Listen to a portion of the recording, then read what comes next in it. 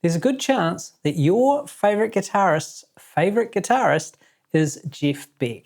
Back in about 1988, a friend lent me a copy of the album Blow by Blow on cassette tape.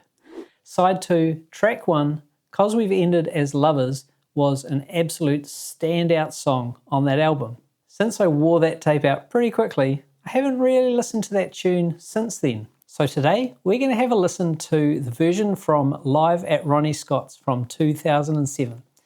No pauses in this one, we're just going to listen and appreciate the music. And I'll give you some thoughts at the end. Let's have a listen.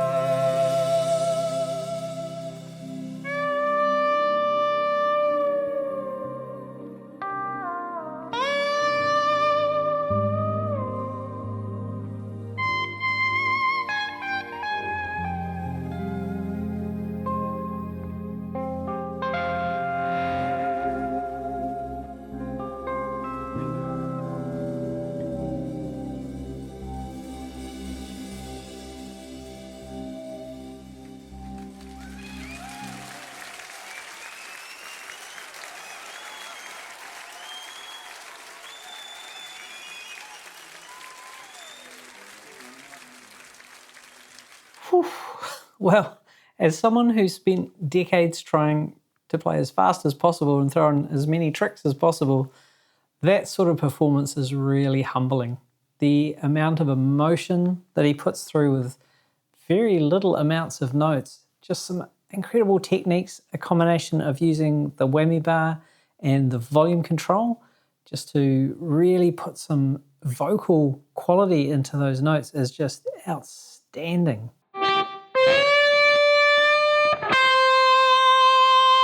It's just so good.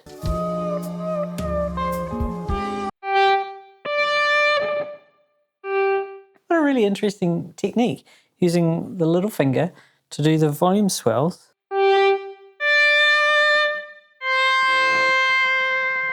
Amazing, beautiful violin-like sound.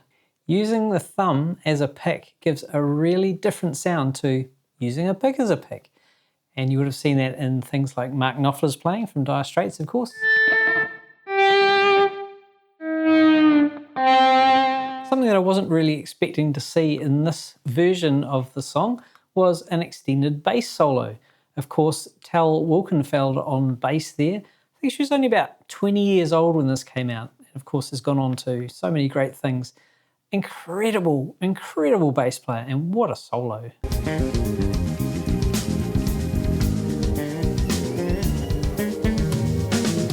And what about Jeff Beck's reaction at the end of that solo? Pretty much throws his hands up and says, nah, I'm not even going to start playing. That was too good. I can't follow it. But follow it up he does with an incredible array of different licks and styles of playing. Some blues rock type licks like this one. He even throws in a tapping lick. For the longest time, I thought I invented that, probably back in the 90s. I was going around saying, hey, look at this thing I invented. And then I found out that lots of other people had already done it. The really interesting thing about the backstory to this song, Stevie Wonder had promised Jeff Beck the song Superstition, which went pretty well for Stevie Wonder, I think.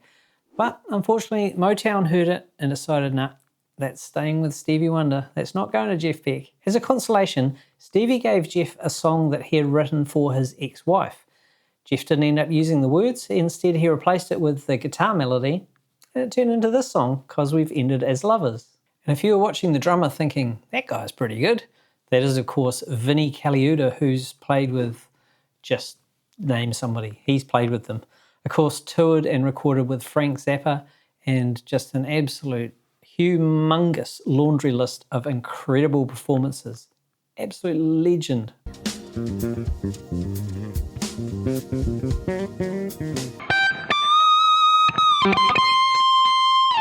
Jeff Beck even takes a trip to the dusty end of the fretboard and lays down some incredible melodies with, of course, more of that amazing whammy bar work. Great little chromatic rundown as well there. This is a song I'm going to actually learn because it's so melodic. There's so many things going on there which I frankly have no idea what he's doing, and I need to know. So that's Jeff Beck playing live at Ronnie Scott's back in 2007. I need to go and listen to this whole album now. Absolutely amazing lineup of musicians, and of course Jeff Beck doing all the Jeff Beck things. There's a whole lot of guitarists that I should have spent a lot more time listening to growing up. Is there any guitarist that you've heard lately who you thought, why don't I listen to this guitarist more? Let me know down in the comments. Be really interested to read them. If you want to see me reacting to some other guitarists that I should have listened to a lot more, there's a playlist right over there. See you in the next one.